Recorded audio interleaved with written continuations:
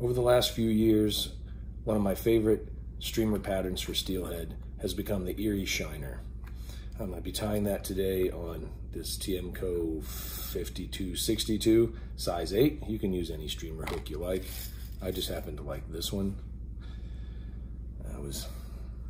I got started tying these a few years ago when I was up in Michigan doing some salmon fishing, and I went into a fly shop up there and was asking them about what the steelheads fishing's like, and I asked them what their favorite flies were, and the one guy says, well, you're from Lake Erie, I like one of your patterns. And what do you mean? And he says, I fish the Erie Shiner all the time. And that just really got me thinking. You know, I'd seen them around, but I never fished them very hard. So I started tinkering with them and tying them, and started fishing them and having a lot of good luck. And then I found this product right here, and that was a game changer for me. It's this Faux Bucktail from Fish Skull. This stuff is amazing. Natural, a lot of people prefer natural. However, I really like these synthetics because, well, for one thing, all the tips are already exactly the same length or very, very close, which is nice. You don't need a hair stacker. Also, you can see they're all straight. So, got my hook in there, spin on some thread. I prefer to use for this pattern a heavier thread, the 6/0. I'm using the Unithread 6/0. I know a lot of guys like to tie on the 8, but at the end of this fly, you need to build up a head.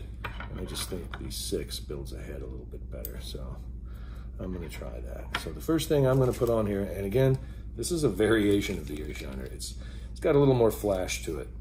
Palmered chenille. It's basically like strung synthetic hackles. So cut a little piece of this off. Tie some of this in. You know, if your thread does that thing where it doesn't want to grab and wrap, give the spool a spin and then you'll get a nice straight loop. I know that can be really frustrating when you're trying to get the thread to lie in a certain spot that it just doesn't want to. So you want to try and keep these pointing to the back as you wrap it. I do that by just placing my finger on it as I'm wrapping and making sure it stays that way. You don't need to put a ton of this on there. I'm putting a pretty sharp angle on it to get enough wraps to give the fish some body, or give the fly some body without bulking it up too much. I do tie this Erie Shiner in the more traditional way with very, very sparse materials for fishing super clear water. But I also tie it like I'm tying it today with a little more bulk, a little more flash. Sometimes the hackles on the first pass get caught behind here, so I just use my bodkin to pull them out. Just look at it and see. Does it look even on both sides? So I'll do that. All right, so I'm going to put the throat on this. I'm going to use some orange. So when you go to use this, this material, your best bet is to always cut at the very top. Because if you cut in the middle, because you only need a short piece, then what happens is the next time you go to grab some and you're going, okay, that's how much I need, and you cut it off, and then when you let go of the backside, all those little short pieces fall out and you realize you didn't get as much as you wanted to get. So just always cut right up here at the top. So okay, this is going to be for the throat. So you can see I'm going to cut that right up there at the top. Grab these materials, you can look at them. Occasionally you get one that's out a little funny. Like that. I'm going to tie this in on the underside of the hook to be a little orange throat on this minnow. So you can make a couple of loose wraps. That, snug it a little bit afterwards, and then pull these things up to the top side of the hook.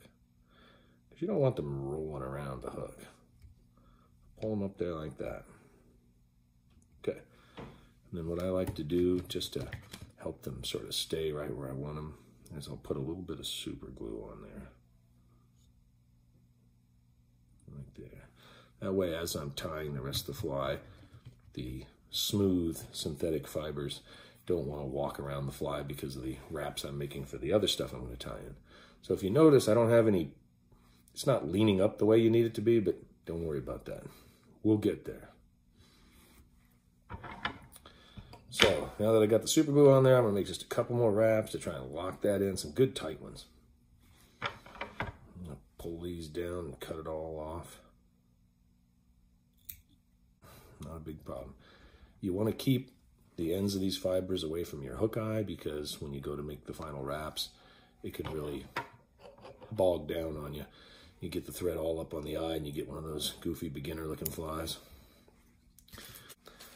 In this Faux Bucktail, they have 3 shades of green. They have this very light green, sort of medium green, and then this very dark green. I'm going to use the medium for this pattern.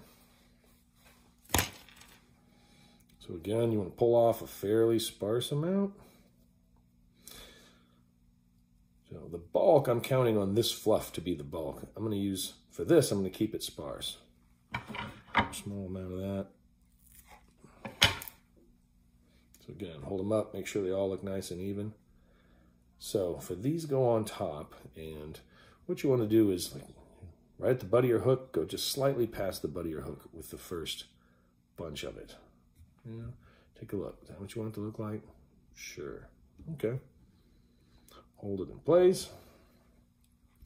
Again, make a few loose wraps so that you don't twist the bucktail pieces all the way around the hook.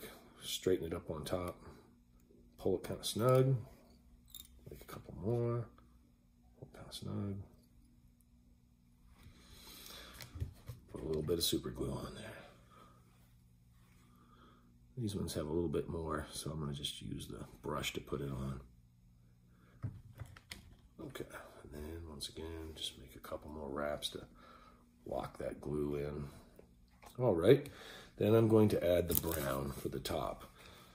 And then these are going to go further back, maybe, I don't know, that much or so, back behind the end of the other green ones. So you're going to hold those on top, just like before. Make a couple. And add a little bit of super glue.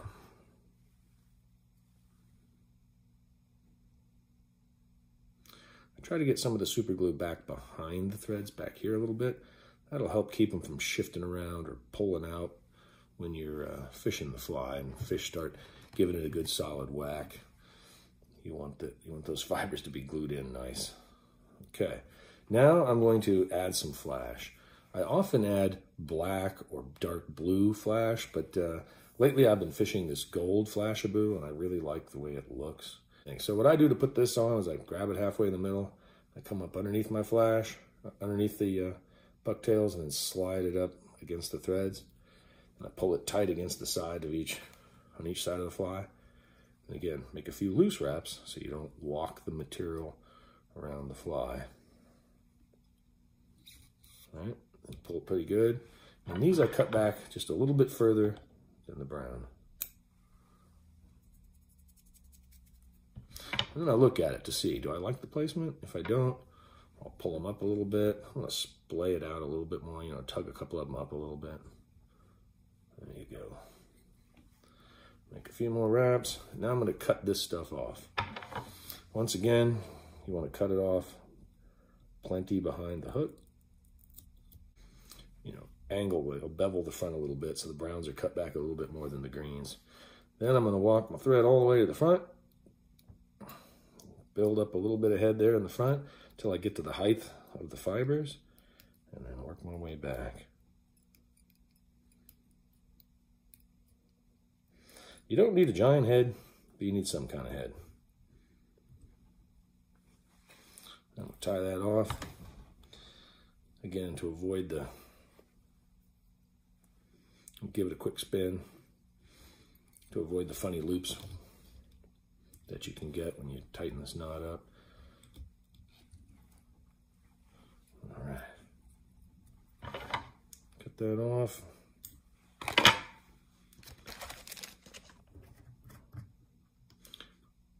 I'm gonna add me a nice coat. You can use head cement for this if you want. I think super glue is a good universal head cement. It works great. I know there's a lot of materials that you can get out there. They all do the same kind of thing, so just use whatever you like. The last thing I want to show you is what I mentioned early on about not worrying that the orange is not pulled down. The beauty of these synthetic fibers is you can manipulate them after the fly is dry. So I've let this dry a little bit. You can stick your bodkin in there, grab those orange pieces, pull them down a little bit. There, they go right where you want them. And you can do the same thing on top. Grab those brown ones, pull them up, and then they want to stay. This material is great like that. And you can make those adjustments on the water. So you want to pull them down partly to imitate the fish a little better, but also because it helps the fly stay straight up, like acts like a keel. If you pull these fibers up, light green even too, you can do that.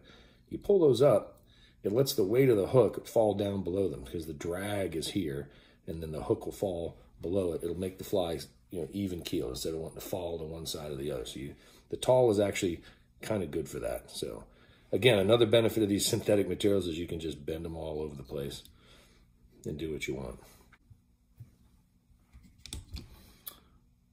I tie these in a bunch of different colors.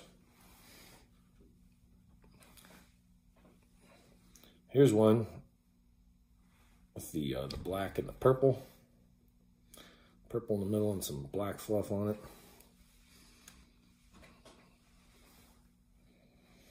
Here's one where instead of putting the brown on top, I actually just put the Flashabou up there, the twisted variety, kind of make it look like something a little different. You can also make a lot of really crazy colors. I've done pretty good on this pink one this year, this pink and purple. So you can even tie them without. That one doesn't even have any of the bucktail on it. It's just the Flashabou and the palmered chenille. So, and there's that. All right, well, thank you for watching my video.